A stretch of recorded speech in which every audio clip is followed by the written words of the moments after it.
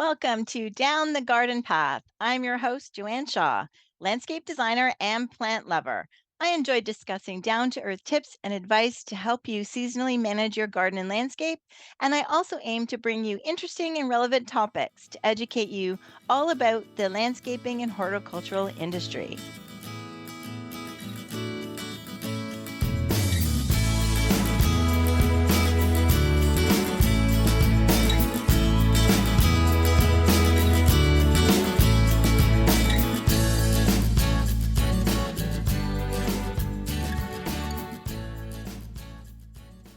Today, my guest is Margot Anne Kelley, and Margot is a writer and photographer whose work focuses on the natural world.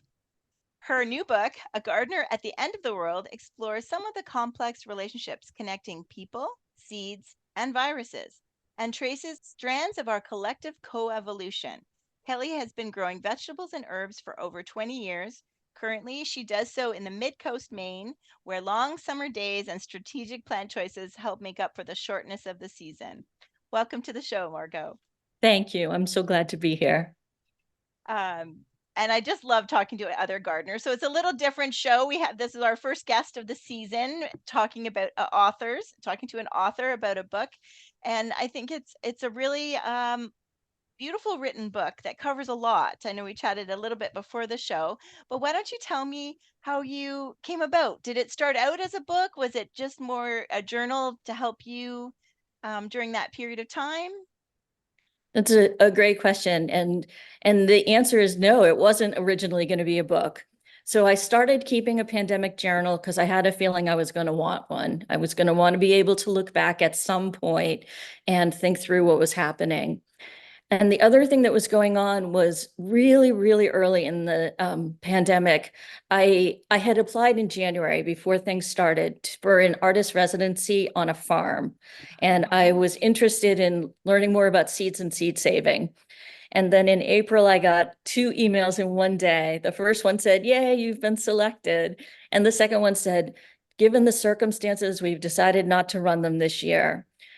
But they invited me to do a virtual residency, and which is an oxymoron, of course, but Yes. I was trying to think about what I could do as a virtual residency. And so I thought, all right, I can't do the kind of seed saving that I was thinking about on that farm, but I could learn more about seeds. And so my pandemic journal and my interest in seeds became the raw material out of which the book started to evolve. Excellent. And also your own garden, because like Oh, many yeah. across the world, um, a lot of people did turn to gardening and the way the season went too, it kind of was March when everybody's getting outside and, so it was a very well documented journey through the book and through that period of time through your own garden. Yeah, my garden was my happy place, definitely during the pandemic.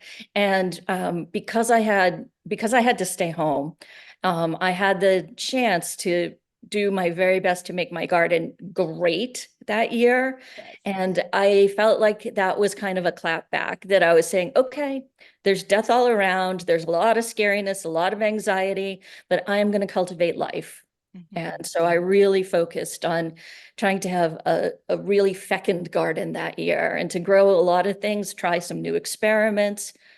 And I'd had super plant lust in the middle of the winter before that, which you probably know well yourself. And Yes, yeah. so for the first time, I ordered warming mats. And so I had warming mats. So I got to start things a little bit early. And that was also such a respite especially during March, to just have plants to go out and look at and to watch and see when they broke the soil. Yeah. It's amazing that well, not amazing to us, but we need to tell other people it is amazing to watch plants grow. It's And, incredible. you Yeah. know, growing something from seed, as much as I don't do that as much as I'd like. But even growing baby plants and planting little things and watching them grow, there's just nothing like it. There isn't. And it was really heartening. Every morning I would go out and I would check and I'd come back in the house and say, now there are 6, now there are 10. Yeah. And We, my husband was very patient. He's great. That's great. that's good. And you have a greenhouse as well. I do. I do. And I had gotten that a few years earlier, in no small part because we only have one room in our house besides our bedroom and bathroom where we can close the door and keep the cats out. Ah, And as it turns out, cats love baby plants on windowsills. And so we decided that we were going to splurge and get a greenhouse so that we could start things in a safer environment that was cat free. And also because Maine is a tough, tough climate to grow things. mhm. And it gave us a few more options in terms of the things that we could grow. Right. What zone is Maine? Well, I used to be 5A, but we Okay. just got reclassified as 5B. Okay. So similar to us. So Yeah, I think we're 5B and are just getting reclassified as 6A. yeah, yeah. So it's changing for sure. It is changing. Yeah. And I mean, if you asked an apple orchardist, they would have told you that 10 years ago, but the USDA has just recently said, yes, indeed, these zones are changing. Yeah. Yes, they did reclassify everything. But it wasn't that long ago when they reclassified it the last time. Like I I always know. thought it was many years, like at least a decade in between, but I don't think it's been a decade in It between. doesn't feel like that. I feel like when we got here, we were 4B. Yeah. Yeah, Yeah. And I know that even for, I mean, not with food, but with ornamental plants, when I started gardening and designing, that there were some plants that were borderline. Like you kind of right. planted them, but you treated them like an annual. There was a really good chance it wasn't going to make it, and now they're basically perennials. Yeah, And yeah. We have a Stewardia tree in front of our kitchen window, and it is protected on the left by the barn and on the front on the other side by the house. And if it weren't for the barn and the house being right there, I don't think that a Stewardia would thrive here at all. yeah, but then it gives us a chance to grow things that we weren't able to grow before. Either, right? So it's it's True, it's kind of true. like a tricky situation. I know it is. Yes. So have you always had that knowledge or that desire to learn more about seeds? I don't know as always, but I think I can actually trace it because um, maybe 5 or 8 years after I started growing things, I came across something called the Raft Project, which was Renewing America's Food Traditions, Oh, okay. RAFT. And Okay. what they had done is they had made lists by region of historically important foods that were endangered, threatened, or extinct. And they encouraged people to grow these endangered or threatened foods. And so in our region, one of them was a half a dozen kinds of beans and a couple of kinds of carrots and 3 kinds of tomatoes. And so I thought, well, this is an interesting principle to try and bring into my garden is to say, these marrow fat beans are a little bit at risk and they're delicious. And if I grow them, they'll be infinitesimally less at risk, but still Oh, a tiny bit less at risk. yes. And so my garden started being populated by a lot of historical plants.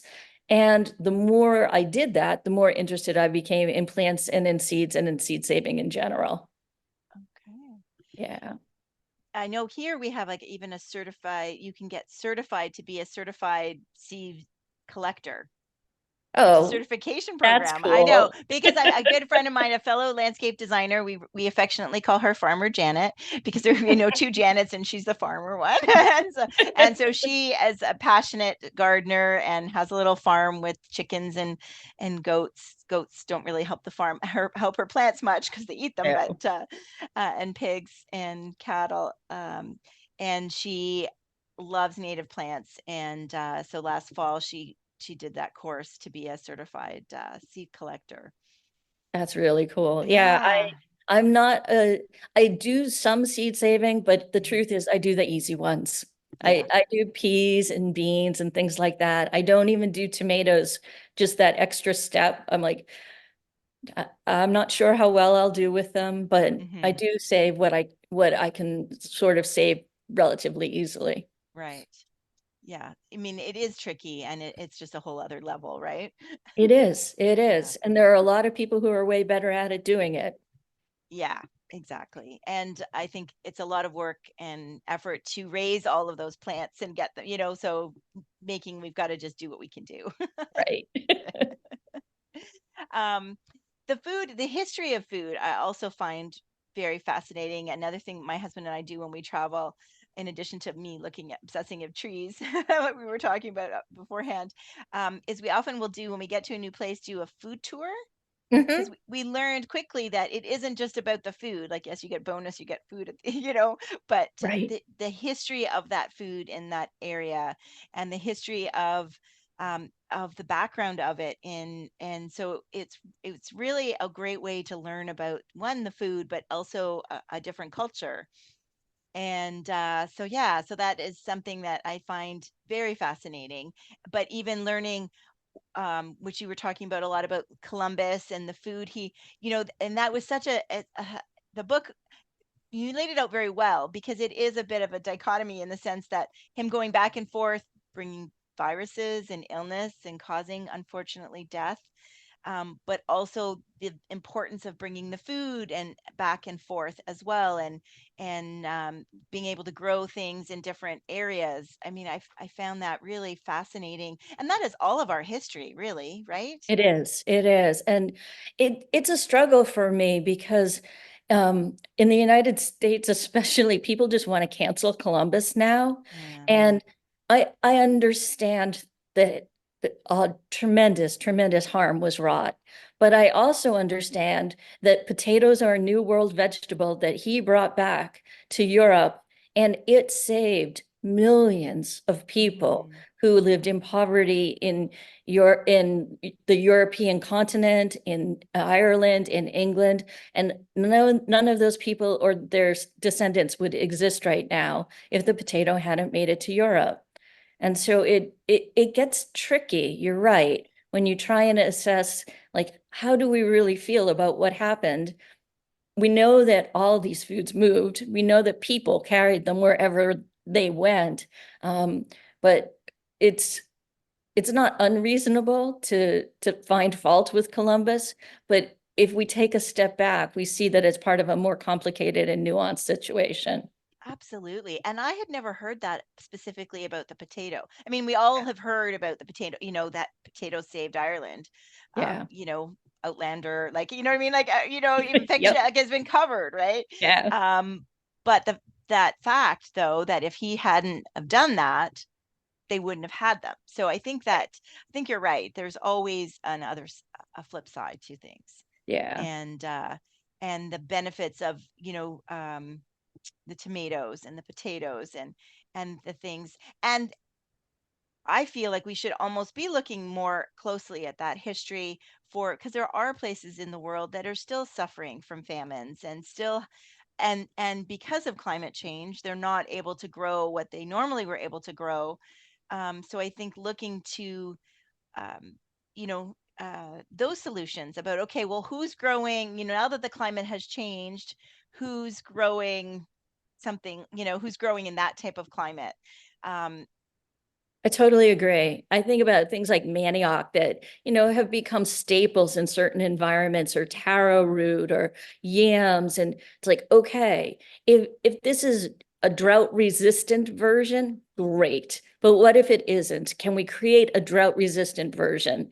And I'm a person who's really a little bit hesitant about genetic modification, mm, but I'm not hesitant about using crossing of existing genomes within a certain plant line I and agree. Yep. saying, let's improve this one and make it so that it will work in a zone 3 or a zone 9 or whatever, like, so that we have opportunities. And that's part of what I'm really interested in seed Mm, saving, is that if we keep the germ from 1 million or 2 million plant lines that are things that we can eat, then when the 11 or 12 that we rely on for 90% of our food start to be problematic for us, whether it's because there's too much drought, there's too much water, there's too much mhm, wind in a certain climate, we're going to have opportunities to make something that works better in that environment.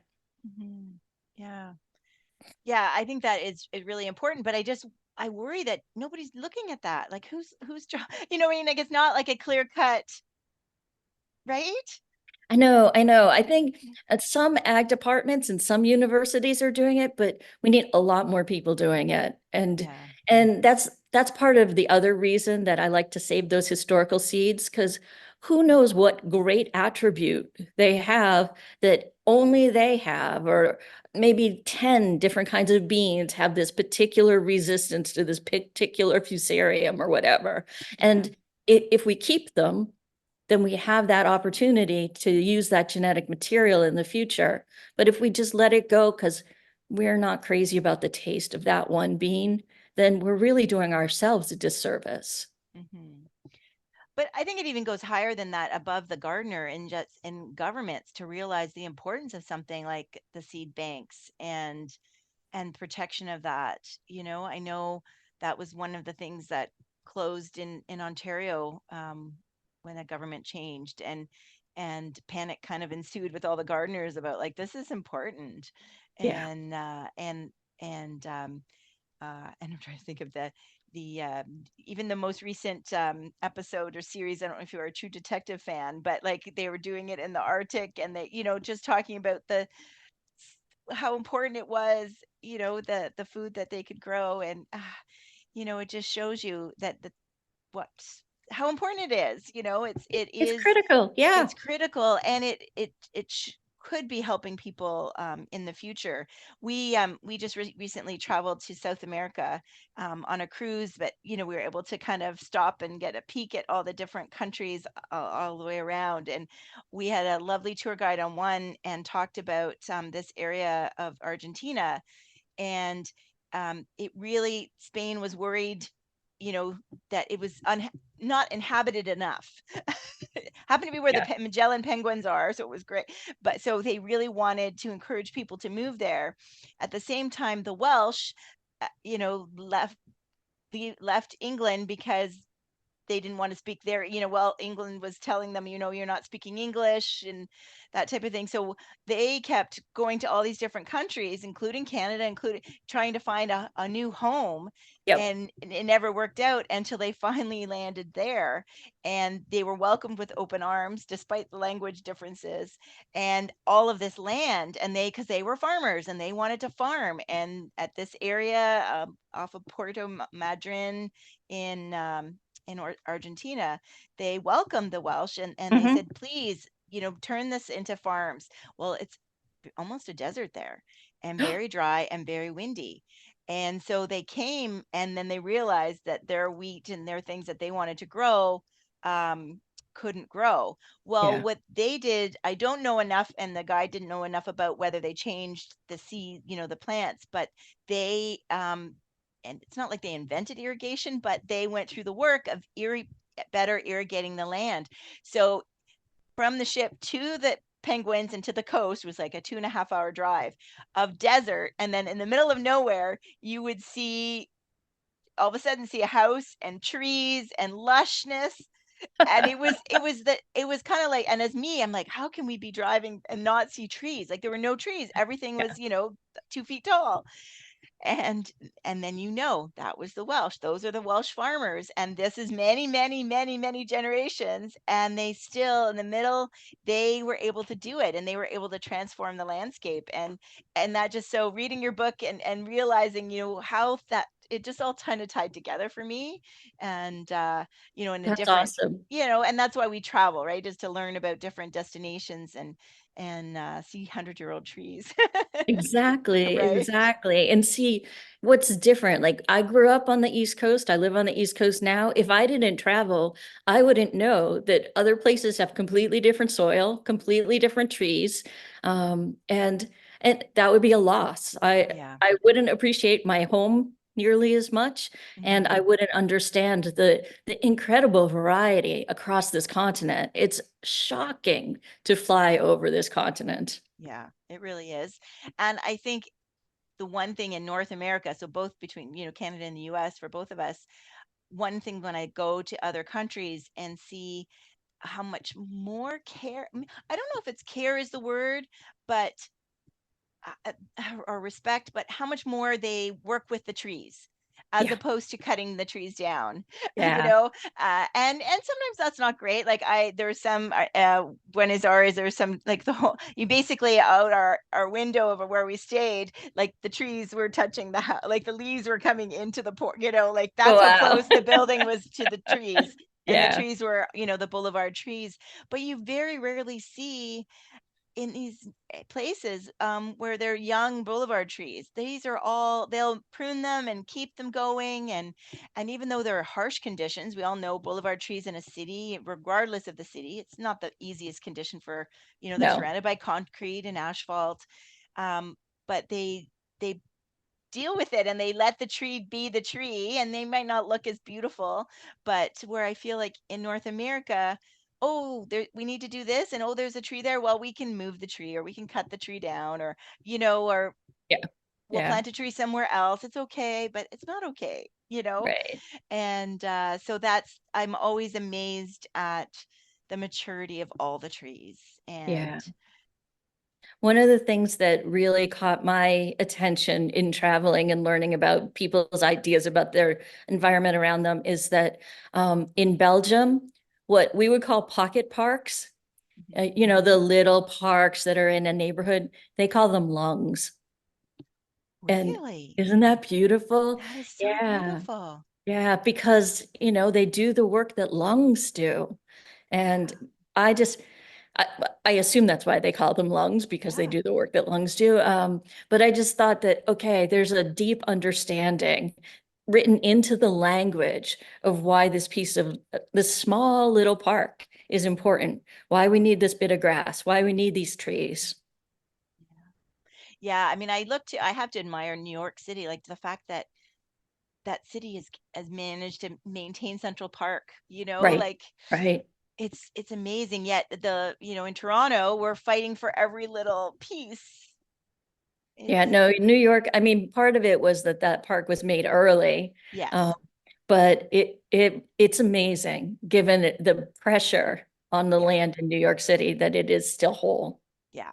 Yeah. And you know, you could have seen, like I could see them not like taking it over, but you could see scope creep kind of happening, right? And it didn't, it Definitely. hasn't. Yeah. And I think that's, and when you're there in it, you don't realize how big it is. But when you see the pictures, you know, and you see it on TV and you're like, wow, Yeah. that is Yeah. in New York City, that is a lot of land. It And just is. the foresight of people.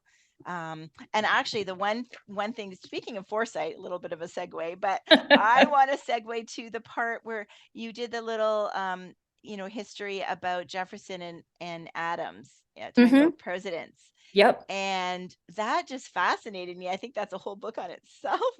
I do too. I know they were smart. They were. So they, like, literally, what did he say? Um, yeah. Oh, he said something about that people that lead, their leaders should be gardeners. Yes, he What did thought you? that only people who were farmers should be allowed to be in Congress because they were, quote, the true Americans. They understood. Yeah. That's That amazing. that was amazing. Um, and they were true representatives of the great American interest. Yeah. The leaders' emphasis on farming, both in their actions, oh, you know, oh, I don't know. I just thought that was fascinating, and we're and sad all at the same time, because we really are far from that now, and especially the way the people are being making climate change and the climate um, so politicized, as Yeah. opposed to really embracing that we're, this is for all of us, and we Yeah. really need to understand and throw everything we can at it. So Absolutely. Yeah. yeah, yeah. Did writing the book, was it, I'm guessing it was very therapeutic for you through the pandemic. It was. It was. And one of the things I recount in the book is that one of my friends thought I was bonkers to be reading about like the Spanish flu and syphilis and the Black Plague during the pandemic. But it actually was helpful. And it was helpful for a couple of reasons. First of all, we survived all those things. Human species survived these things that were really terrible in moments when we didn't understand how we got sick. We Mhm. didn't understand how to get well. We didn't have the resources to like do an Operation Warp Speed and try and like create the virus, the vaccine. And still we prevailed. And Mhm. so that was hugely important. And then the other thing that was important was at like the more personal level, I could see that these things happen in arcs. I could see that there was a first wave, then a second wave that was worse, and then a third wave. And then mostly they abated. They didn't completely disappear, but they abated. And so it gave me a sense when we didn't have really a calendar for figuring out like when can we hope that this starts to go away. I Yeah. could say, well, historically, this is kind of what happened again and again. And yes, this one could be different than the other ones, but if it follows a similar trajectory, then by the time you and I are here talking, Yeah. we know that it hasn't gone away, but it has become endemic and that it will crop up again every couple months or couple years, but it won't be like 2020. It'll never Yeah. be like 2020 again from COVID. From COVID. Yeah. Yeah, Yeah. And I think it's fascinating too that, like you said, the arcing, that even though history, like, yes, we've got the history to look back on, but things have changed so much in the sense of flying and that it moves faster, it but at the same does. time we had that technology also move faster to, and the expertise to treat it where they didn't back Right. then. But it shows you though that despite all of our advances and everything that we know prior to 2020, um, that the pandemic still happened. Right. Right. It's still all of our knowledge and technology and cleanliness practices that were normal back then and now probably not as sufficient as what we're doing now, but yeah, that it just still didn't prevent it. Right, right. And I will say, I still wash my hands a lot longer than I used to before the pandemic. And I thought I was doing it long enough before the pandemic, Yeah. but now, there are some bits that I think will retain. I still see a lot of folks in the grocery store with masks on. Hmm. And that was something that I only very infrequently saw before the pandemic. So people are cognizant about their own health and maybe about other people's health a little bit more than we used to be. Yes, because you don't know what someone else has going on. Oh, and that leads me to your mom. How is your mom? Thank you so much. She's good. I was She's with her good. last Monday. Yeah. Oh, excellent, excellent. Yeah. Because that's challenging. I know we were kind of in a bubble with my in-laws to a certain Yeah. degree, and which was good. But like you said, you were far away, and it didn't make sense. And my parents were far away, and that was much harder too, Yeah. to Yeah. not be able to see them, and doing Zoom, and it's just not the same. So It's not. It's yeah. not. It was awesome to be able to just go down there last Monday, spend the day and be worry free for both Yes. of us. Yeah. Yes.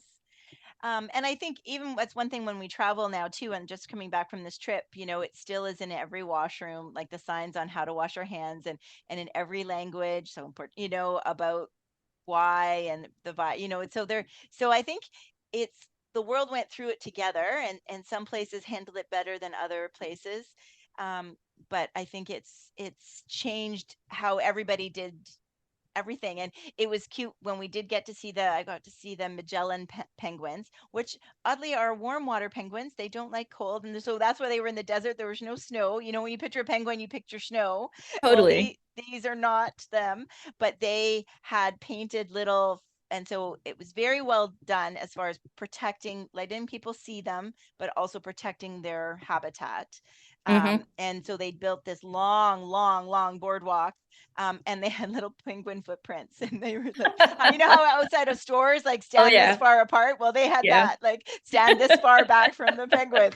So it was very cute. So Yeah. I mean, it has changed the whole world. It has. It And definitely has. I I think the way your book, you like you said, you kind of framed it by the garden, your year in your garden. That's right. Yeah. But I also, the frame from the pandemic is I start gardening roughly the same time that we went into lockdown. Yep. And I finish gardening usually in early December because the last thing that we pull from our garden here is carrots that have gone through a frost. And you probably know that once they've gone through a frost, they're sweeter.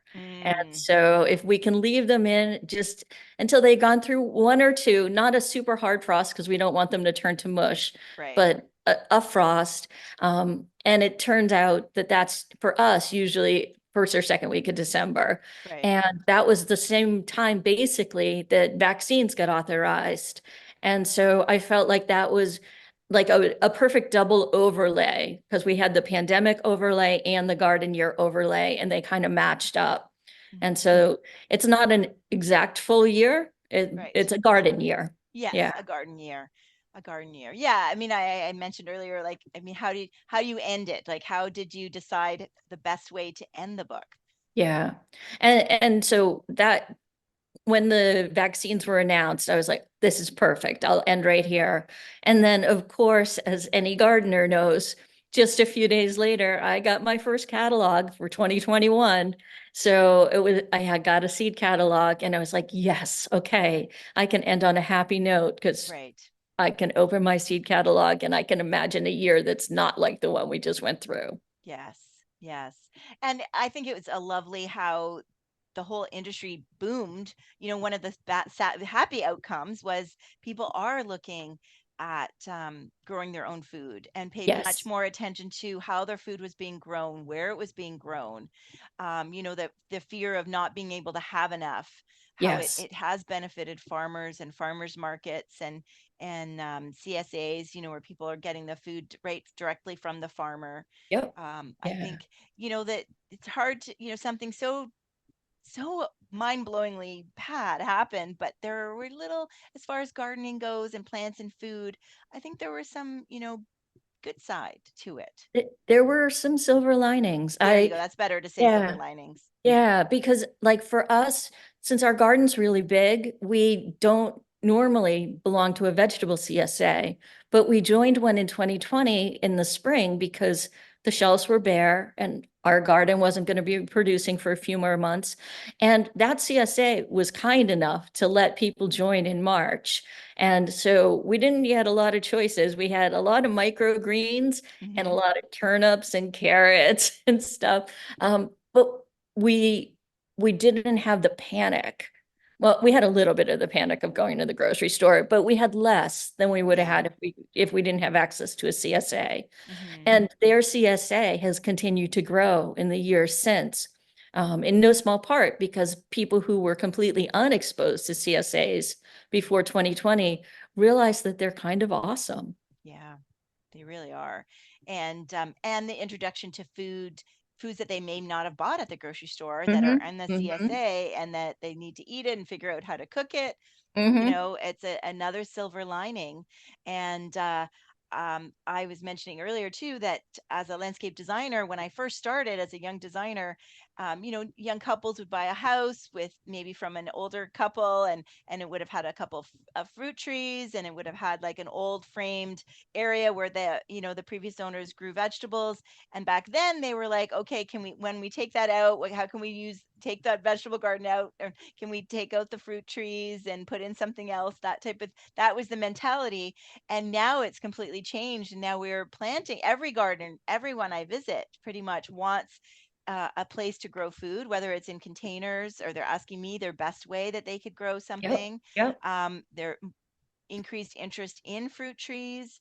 The fact that there are now much more dwarf varieties, Right. That and helps a lot. that helps a lot. Self-pollinating, that helps a lot. But that there is not that fear where, 15 years ago, there was that fear of, oh no, we're going to need chemicals and the fruit's going to attract bugs and, you know what I mean? All the Mm-hmm. negatives. Mm-hmm. And Yeah. people now are looking at the positives. Like I want my children to be able to, eat fruit off of the tree. Yeah. And the children were involved too of enjoying the food and learning about how it grows. So I think that was a really a cool side benefit. And I don't know when it'll stop because it's still going on. I mean, the gardeners that I'm dealing with just the season, food is still part of it. It's It's still happening here because one of the things that we were really struck by in 2020, I help out with our local food bank, and not just me, every gardener in town was spending more time in her garden or his garden. And so Mhm. we had so much surplus that we were bringing all the surplus to the food pantry. And we had so much that the day after the food pantry clients would come, we would have a free market that anybody could come to. Uh-huh. And that's still happening. We still have that in July and August, especially because more people started gardening and more people have like become better gardeners. Like even the people like me who were okay, pretty good gardeners before 2020, we spent so much time in our gardens that year that we really kind of figured things out. Right. Yes, and the weather every year changes too, right? So some things Yeah, do better than other yeah, depending, right? It's so no two gardening definitely. years are ever the same thanks to the Oh no. weather. So so then that, the years you have the surplus of zucchini and the years you have the surplus of tomatoes, are not necessarily the same year. No, they're So not, but it all gets eaten. that's right. That's right. So, but I do like how you ended, and I think that was a hopeful ending. But I think there were a lot of lessons in your book, and even though it is, I don't want to say it's about the pandemic. Like the pandemic happened during your book, the first year of that growing year of the pandemic. But I feel that you were able to educate the reader on the history of pandemics and tying that into the history of food and how food, like the journey of the potato alone was just Yeah. fascinating. So I want to thank you. I think it was a gardener at the end of the world is your book, and I just want to let our listeners know that they should check it out. We will have all your contact information and where they can purchase the book. Is it on Amazon It's on or Amazon. Yep. It's perfect? already there for pre-order. And Excellent. yeah, and it's going to be widely available, I think. Wonderful. And do you have a new project? Is there something you're working on now aside from your Uh, garden and growing seeds? Right now, it's just getting ready for the growing season, but I do have some inklings of a potential new project. It's just too early to even talk about. Yeah. Okay, no problem. I understand Thank completely. you. Oh, so we'll look forward to it. But yeah, so we'll have all your contact information and where everyone could reach out and buy your book in our Super. show notes. So thank you Great. very much Thank you. for joining me down the garden path today. It was a pleasure. Thanks so much.